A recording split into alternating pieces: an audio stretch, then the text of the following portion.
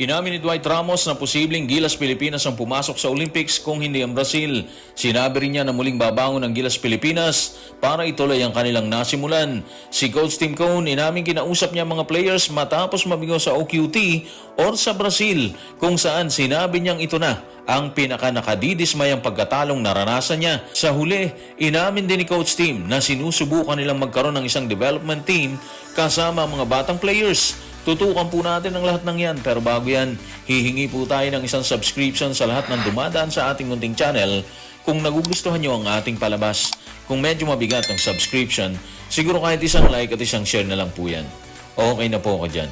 Maraming salamat. Matapos ibandera ng FIBA ang kanyang performance sa OQT, ibinulgar naman ngayon ni Dwight Ramos na posibleng Gilas Pilipinas ang pumasok sa Olympics kung hindi ang Brazil. Narito ang kanyang pahayag. Tutukan natin si Dwight sa report ni Kate Reyes ng Spin. Yung panalo, parang ito na yung pinaka sa aking karera. Yan yung pakiramdam ko. Akala ng marami hindi kami papasok sa semis, pero after naming matalo sa laban sa Brazil sa semis, parang dapat nanalo kami sa buong torneo. Kaya parang disappointment pa rin sa amin. Deserve naman ng Brazil yung panalo, pero sa palagay ko, kung hindi sila, maaaring tayo yon. Okay guys, dun tayo sa kung hindi ang Brazil, pakiramdam ni Dwight, Gilas Pilipinas ang pumasok sa Olympics. Actually, posible naman talaga yun kasi unang-una, tinalo na natin ang Latvia na naging kaagaw ng Brazil sa slot para sa Olympics. Ibig sabihin, kahit paano, may bentahin na kagad tayo o ang Gilas Pilipinas kung silang dalawa ng Latvia yung naglaban sa semis para sa qualification dito sa Olympics. Parang mas mataas na moral kasi natin or ng Gilas laban sa Latvia. Kaya kung sisilipin mo talaga, malaki yung chance sana. Problema nga kasi sa Brazil pa lang, laglag na tao natin kasi hindi na nakapaglaro si Kai Sotto. Kulang na sila sa malalaki, nasasandala ng Gilas sa sentro para sa depensa. Yung depensa ang inilatag ni Coach Tim nung mawala si Kai Sotto sa gitna. Medyo humina na talaga. Pagod na si Junmar at si Japet din, walang kapalit para harangan ang gitna sa kumakamadang Brazil. Sa parte ng maraming tao na hindi naniwalang makakaakyat sila sa semis, normal naman yon. Hindi lahat sasang-ayon sa kakayahan ng Gilas Pilipinas. Para sa akin, motivation din kasi yun sa team para mag-perform sila ng mabuti. Nasa tingin natin, nangyari sa kanila. Medyo kinapos nga lang tayo sa dulo. Sa interview ng media ay hindi na ikinaila ni Dwight Ramos na dismayado sila sa resulta ng Olympic qualifying tournament. Pero tila nangako naman siya na muli silang babangon para subukang gawin ulit ang nasimulan. Narito ang kanyang pasabog. Tutukan natin si Dwight sa report ni Kate Reyes ng Spin. Sobrang maliwanag ang future ng Gilas Pilipinas. Meron pa tayong maraming taon para sa susunod na World Cup. 4 na araw lang talaga practice namin bago kami umalis at nakapasok pa rin kami sa semis.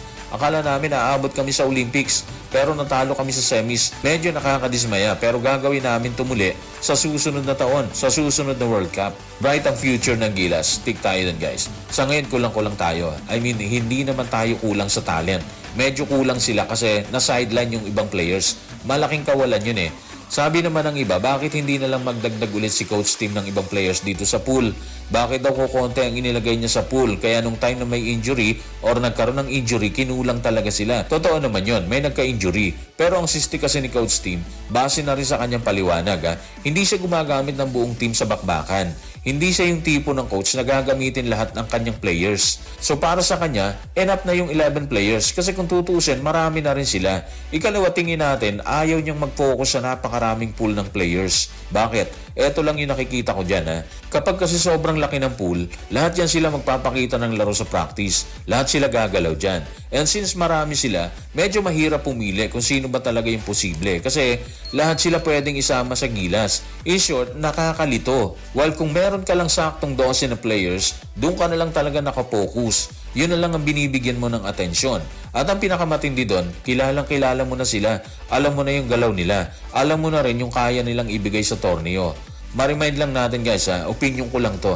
Hindi ito opinion ni Coach Tim Cone. Ang problema nga lang kasi, nagkaroon ng injury. So nagkulang. Doon siguro dapat niyang pag-isipan yon. Kung tila nangako si Dwight Ramos ng pagbangon mula sa pagkatalo sa semis ng Olympic qualifying tournament, ibinahagi naman ng Inquirer ang engkwentro ni Coach Tim sa kanyang players matapos talunin ng Brazil na posibleng hindi alam ng karamihan. Tanong, ano nga ba mga sinabi ni Coach Tim sa players matapos matalo sa Brazil? Tutukan natin si Coach Tim sa report ni Danason Ray Dalupang ng Inquirer. Sinabi ko sa players pagkatapos ng laro, guys, guys, ito ang nag-iisang pinaka-nakadidismaya na pagkatalo na naranasan ko. Lahat tayo nangarap at mahirap kapag nasira. Pero kung ilalagay natin to sa wastong pananaw, para itong isang masamang wakas. Pero sa katunayan, isa itong magandang simula. Kitang-kita natin yung disappointment, di ba? Feeling niya kasi, kaya natin talagang pasukin ng Olympics eh. Naniniwala siya sa players na kasama niya sa Hanay.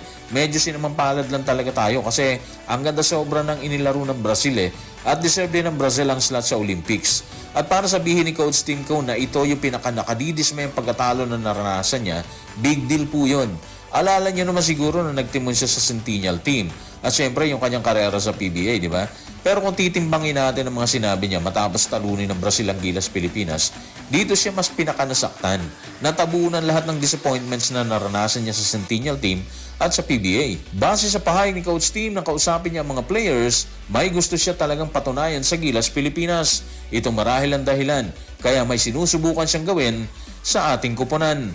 Tanong, ano nga ba mga sinusubukan niyang gawin sa pambansang kupunan? Tutukan natin si Coach Tim sa report ni Denison Ray Dalupang na Inquirer. Gusto nila ng production. Guys, tayo yung mga Pilipino, yung sinasabi ni Coach Tim na nila ha. Gusto natin ang resulta. Pero yun ang palagi naming mentality at yun ang sinusubukan naming dalhin. Sinusubukan namin magkaroon ng development team kasama ang mga mas batang manlalaro na sina Kai Soto, Carl Tamayo, Kevin Kembao at Mason Amos. Kahit si Dwight, kabataan pa rin yan.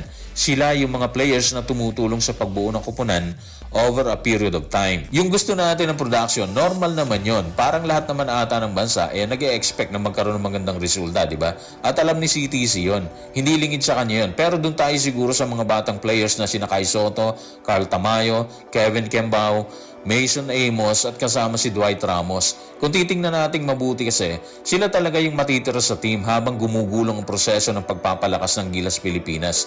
Sila yung magiging future ng Gilas Pilipinas. At dahil ngayon pa lang sumabak na sila sa mabibigat na kompetisyon, pwede nating sabihin na malaki magagawa nila sa mga susunod na torneo. Sila Junmar, Japet, magpapahinga yan sila. Mapipilitan silang lumabas sa kupunan, hindi dahil gusto nila. Actually, parang walang may gustong umalis sa pambansang kupunan eh. Kasi ang sarap mag-represent ng bansa. Pero dahil nagkakaedad na rin sila, mas magpapaubaya sila sa mga mas batang players. Mas malalakas na players. So kapag buong-buo na mga batang players na nabanggit ni Coach Tim Cone, develop na sila, siguro makikita natin yung magandang resulta na inaabangan ng sambayan ng Pilipino. So guys, maraming salamat.